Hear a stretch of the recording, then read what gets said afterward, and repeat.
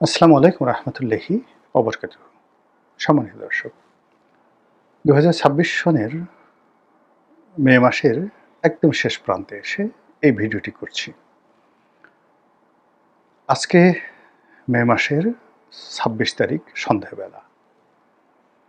দুদিন পরেই পবিত্র ঈদ উল আজহা। আজকের দিনে হাজিরা আরাফাতের ময়দানে ছিলেন এবং সেখান থেকে ইয়াউমে আরাফা শেষ করে তারা মিনাতে আসবেন, মুজদালিফায় রাত্রি যাপন করবেন। এরপরে তারা মিনাতে তাঁবুতে ফিরে এসে শয়তানকে পাথর মারবেন। তো এরকম একটি দিনে হঠাৎ করে আমাদের সামাজিক মাধ্যমে কবি নজরুলের একটা বিখ্যাত উক্তি, কবি কাজী নজরুল ইসলামের একটা বিখ্যাত উক্তি, আজই শয়তান বসিয়ে আছে স্রষ্টার সিংহাসনে, এটি ভাইরাল হচ্ছে। প্রথমত এটি যে শব্দ হিসেবে, বাক্য হিসেবে ভাইরাল হয়েছে, কিন্তু এটিকে নিয়ে দেখলাম যে এই কাহিনীটি নিয়ে এটি মূলত একটি প্রবন্ধ কবি নজরুল ইসলাম, যেটি ১৯২৬ সনের অক্টোবর মাসে তিনি এটি লিখেছিলেন বঙ্গবাণী পত্রিকাতে। তো ২৬ সনের এপ্রিল মাসে, ১৯২৬ সনের এপ্রিল মাসে কলকাতাতে হিন্দু এবং মুসলিমদের ভয়াবহ দাঙ্গা হয়। তো দুটো দাঙ্গা, ১৯৪৬ সনে একটা দাঙ্গা হয় কলকাতাতে এবং সর্বভারতে, কিন্তু সেটার চাইতেও বিচ্ছিন্নভাবে ১৯২৬ সনে যে দাঙ্গাটি কলকাতাতে হয়েছিল, এটি সারা বিশ্বের মানুষকে রীতিমতো নাড়া দিয়েছিল। ব্রিটিশ শাসনের যে divide and policy rule, Hindu এবং মুসলিমদের মধ্যে যে বিভক্তি তৈরি করা হয়েছিল এবং পুরো রাজনীতির অঙ্গনে যে বিষ বাষ্প ছড়িয়ে পড়েছিল, সেই বিষ বাষ্পের কারণে যখন একটা জনযুদ্ধ হয়, যখন একটি সিভিল ওয়ার হয় এবং যখন একটি দাঙ্গা হয়ে যায়, সেই দাঙ্গার পরিবেশ এবং পরিস্থিতি কতটা ভয়ঙ্কর হতে পারে সেটি কাজী নজরুল ইসলামের প্রবন্ধে বঙ্গবাণী পত্রিকাতে অক্টোবর মাসে, তার সেই প্রবন্ধে মানুষ এবং ধর্ম সম্ভবত শিরোনাম, তিনি যেভাবে ফুটিয়ে তুলেছেন, it's a masterpiece of the world history and literature, মানে সাহিত্য এবং ইতিহাসে একটা মাস্টারপিস। তো তার সেই প্রবন্ধটি অডিও ক্লিপ আকারে বাংলাদেশের একটি অনলাইন পোর্টাল রয়েছে চর্চা, প্রথম আলোর একসময়ের সেই যে নামকরা সাংবাদিক জনাব সোহরাব হাসান, সম্ভবত অ্যাসোসিয়েট সম্পাদক ছিলেন, তিনি রিটায়ার্ড করার পরে প্রথম আলো থেকে এখন একটি অনলাইন পোর্টাল চালাচ্ছেন চর্চা। সেই চর্চাতে দেখলাম যে এই প্রবন্ধটি সামহাউ কেউ কণ্ঠ দিয়ে এটাকে একটা অডিও ক্লিপ হিসেবে ছেড়ে দিয়েছে। ওখানে ভিউ হয়নি, কিন্তু যে সেখানে যে শিরোনামটি ব্যবহার করেছে, যে শিরোনাম নিয়ে আমি এখন আলোচনা করছি, এটি রীতিমতো ভাইরাল হয়ে পড়েছে। এখন প্রশ্ন হলো যে হঠাৎ করে এই সময়টিতে কেন শয়তান স্রষ্টার সিংহাসনে বসেছে, এই কথা এলো। এটা কি কলকাতাতে শুভেন্দুকে ইঙ্গিত করা হলো, নাকি বাংলাদেশে তারেক রহমান সাহেবকে ইঙ্গিত করা হলো? এটি কি ডোনাল্ড ট্রাম্পকে ইঙ্গিত করা হলো, নাকি নরেন্দ্র মোদীকে ইঙ্গিত করা হলো? Does not matter. মূল ব্যাপারটা হলো বাংলাদেশের এখন সার্বিক যে পরিস্থিতি, সেই পরিস্থিতিতে মানুষ আতঙ্ক অনুভব করছে যে কলকাতাতে ১৯৪৬ সনে এবং ১৯২৬ সনে যে ভয়াবহ দাঙ্গা হয়েছিল, ওইরকম একটা দাঙ্গা হয়তো বাংলাদেশে অনিবার্য হয়ে পড়েছে, অথবা কলকাতাতেও অনিবার্য হয়ে পড়েছে। আগে কলকাতা দিয়ে শুরু করি। আপনারা জানেন যে শুভেন্দু সেখানে ক্ষমতা আসার পরে, মমতা ব্যানার্জি পরাজিত হওয়ার পরে সেখানে প্রাথমিকভাবে হিন্দু মুসলমানদের একটা মারামারি হয়ে গেছে। মুসলমানদের বাড়িঘর লুটপাট হয়েছে, গরু জবাই নিষিদ্ধ করা হয়েছে, ব্যবসা প্রতিষ্ঠান ভাঙচুর করা হয়েছে এবং বহু মুসলিম যারা পলিটিক্যাল লিডার্স রয়েছেন, যারা মমতা ব্যানার্জিকে সমর্থন করতেন, তারা পশ্চিমবঙ্গ ছেড়ে পালিয়ে অন্যান্য জায়গাতে চলে গেছেন। ঠিক বাংলাদেশে আওয়ামী লীগের যে অবস্থা হয়েছে, একই অবস্থা সেখানে। এবং শুভেন্দু গায়ে পড়ে বাংলাদেশের সঙ্গে ঝগড়া করতে চাচ্ছেন, সীমান্ত বন্ধ করতে চাচ্ছেন, এবং বাংলাদেশে যারা সেই আওয়ামী লীগ বিরোধী শক্তি রয়েছে, বর্তমান তারেক রহমান সাহেব থেকে শুরু করে জামাত, তাদের সবাইকে অকথ্য ভাষায় গালাগাল করছেন। এটা গেল সীমান্তের ওপারে। সীমান্তের এপারে আমাদের বাংলাদেশে যারা ক্ষমতায় আছেন, প্রধানমন্ত্রী, স্বরাষ্ট্রমন্ত্রী, এরকম পাওয়ারফুল পদ পদবীগুলোকে কেন্দ্র করে মানুষ যাকে বলা হয় রীতিমতো ঔদ্ধত্য প্রদর্শন করছে, বেয়াদবি করছে, যা মুখে আসে তাই বলছে।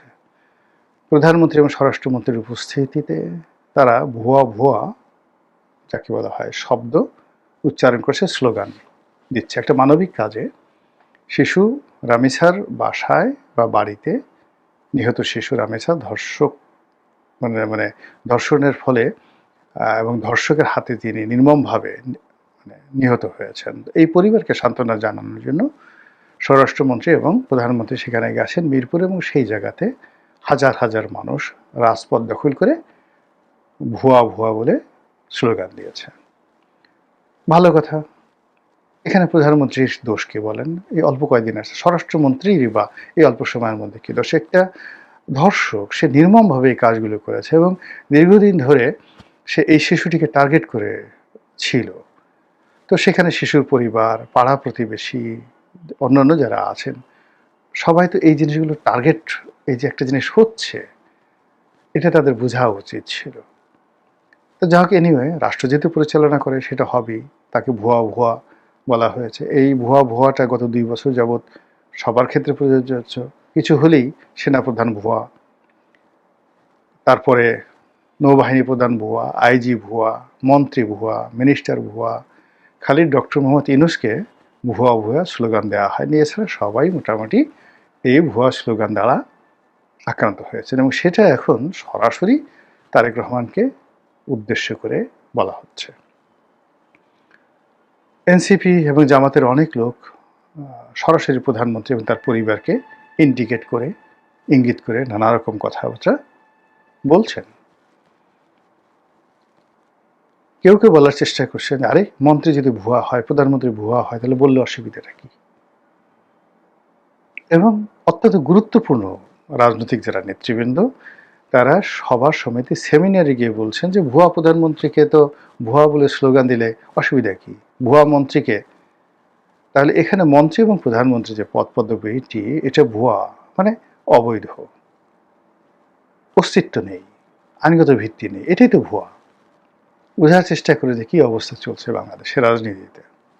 আর ঠিক সেই সময়টিতে এই স্রষ্টার আসনে বসেছে শয়তান। এটা দ্বারা কি বোঝাতে চাচ্ছে, কোথায় চলে গেছে, এবং এটাকে নিয়ে সবাই আলাপ আলোচনা করছে। এবং এর পেছনে মানে কেন কাজী নজরুল ইসলামের এই উক্তিটি সামনে আনা হলো? প্রথম হলো যে গত 2 বছর ধরে ঠিক অনেকটা পাকিস্তান জমানার মতো রবীন্দ্রনাথকে বাংলাদেশে অপাঙ্ক্তেয় করা হয়েছে। রবীন্দ্রনাথ মানে হিন্দু, রবীন্দ্রনাথ মানে দেশদ্রোহী, রবীন্দ্রনাথ মানে তিনি ঢাকা বিশ্ববিদ্যালয় চাননি, রবীন্দ্রনাথ বঙ্গভঙ্গ ঠিকই দিয়েছিলেন। কাজী জাতীয় জাগরণের কবি, বিদ্রোহী কবি, জাতীয় কবি কাজী নজরুল ইসলামই আমাদের সমস্ত প্রেম এবং ভালোবাসার আদি উৎস, মুসলমান কবি।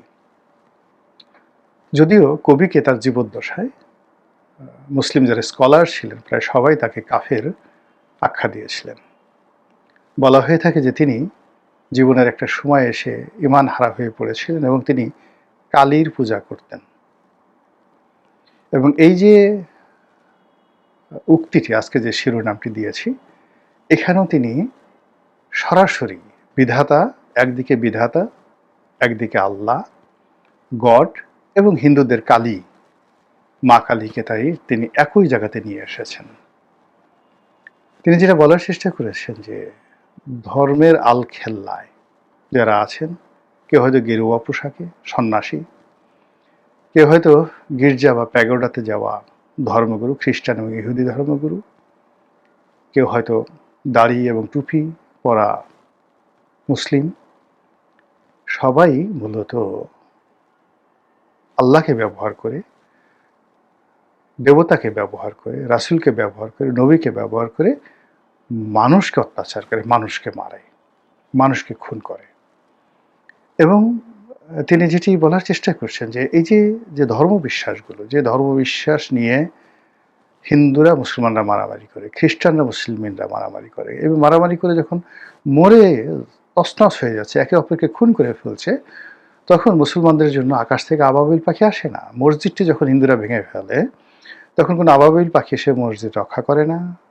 বা মন্দির যখন মুসলমানরা ভেঙে ফেলে, তখন কালী, হিন্দুদের যে দেবী কালী, সে তার সেই যে রণমূর্তি নিয়ে, তার হাতে যে বিশাল রামদা, তার জিহ্বা যেভাবে বের করে থাকে, ওইভাবে কালী মূর্তি ধারণ করে, রণমূর্তি ধারণ করে সে তার মন্দির রক্ষা করতে আসে না। যখন নিজেরা মারামারি করে, হিন্দু এবং মুসলমানরা মারামারি করে, উনি ওনার প্রবন্ধে বলেছেন, মারামারি করে পাশাপাশি তারা শুয়ে আছে, তারা সেই আহত অবস্থায় কেউ আল্লাহ বলছে না, কেউ ভগবান বলছে না, তারা ওরে মাগো, ওরে বাবা গো, বাঁচাও, পানি খাবো, এই কথাগুলো বলছে। তাদের শরীর থেকে রক্ত প্রবাহিত হচ্ছে। এবং কবি যেটা বলার চেষ্টা করছেন যে যারা মরে গেল, এরকম মরে যাওয়ার পরে যার মুখে দাড়ি ছিল সে হিন্দু, নগেন বাবু কথার কথা, নগেন বাবুকে মনে করালো মুসলিম, তাকে নিয়ে কবরে ছুটলো মুসলমানরা দাফন কাফন করার জন্য।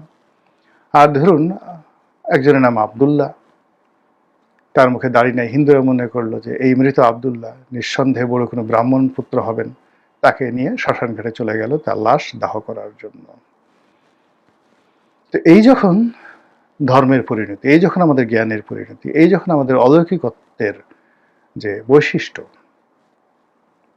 যে বৈশিষ্ট্য আমরা অনেক গল্প বানাই, অনেক কাহিনী বানাই, অনেক ঘটনা ঘটাই, কিন্তু বাস্তবে যখন কোনো এরকম সহিংসতা হয়, তখন কোনো মন্দির, মসজিদ, গির্জা, প্যাগোডা এগুলো রক্ষা করার জন্য আকাশ থেকে বজ্রপাত এসেছে, কোনো দেবতা নেমে এসেছে, কোনো আবাবিল পাখি নেমে আসে, যেরকম ঘটনা কবি দেখেননি, ওই দাঙ্গাতে তিনি দেখেননি। বরং ওই সময়টাতে ধর্মের নাম করে যে সকল লোকজন যে জুলুম অত্যাচার চালিয়েছে, এটা তিনি মনে করেন যে স্রষ্টার আসনে, এখানে স্রষ্টা বলতে প্রতীক অর্থে তিনি বুঝিয়েছেন শয়তান তার সুরত পাল্টে সেই ক্ষমতার সিংহাসনে তারা বসে যাওয়ার কারণেই এই ধরনের পরিবেশ বা পরিস্থিতি তৈরি হয়। তো এই যে কবি নজরুলের সেই যে বিখ্যাত প্রবন্ধটি, সেই প্রবন্ধটি সারা ভারতে তখন তোলপাড় তৈরি করে এসেছিল, এবং সেটি এখন এই সময়টিতে এসে এই বাংলায় 2026 সনের সেই মে মাসে কুরবানির আগে হঠাৎ করে কথা বলছি কেন আমরা? এর কারণ কি এই যে আবার আওয়ামী লীগ, বিএনপি, জামাত, এনসিপির যে হানাহানি, এটি অনিবার্য হয়ে পড়েছে। আবার হিন্দু মুসলমান হানাহানি অনিবার্য হয়ে পড়েছে। অথবা আবার পশ্চিমবঙ্গ, বিহার, আসাম, মণিপুর বা ভারতের যে 7 সিস্টারগুলো রয়েছে, তাদের সঙ্গে আমাদের সীমান্তের এপারের মানুষের যে সংঘাত, ধর্মের ভিত্তিতে, জাতীয়তাবাদের ভিত্তিতে, দেশ ভাগের ভিত্তিতে আবার কি অনিবার্য হয়ে পড়েছে? এই বিষয়গুলো নিয়ে যখন সামাজিক মাধ্যমে এত হায়ার লেভেল, ইন্টেলেকচুয়াল লেভেলে আলোচনা হচ্ছে, it means the nature itself indicating something wrong. প্রকৃতি আমাদেরকে একটা ভুল এবং ভয়ঙ্কর বার্তা দিচ্ছে। আমাদের যারা রাষ্ট্র পরিচালনায় আছেন, সরকারে কিংবা বিরোধী দলে, আমরা যারা এই সমাজে আছি, আমাদের সবাইকে আল্লাহ রাব্বুল আলামিন হেদায়েত দান করুন, হেফাজত করুন এবং রক্ষা করুন। আসসালামু আলাইকুম ওয়া রাহমাতুল্লাহি ওয়া বারাকাতুহু।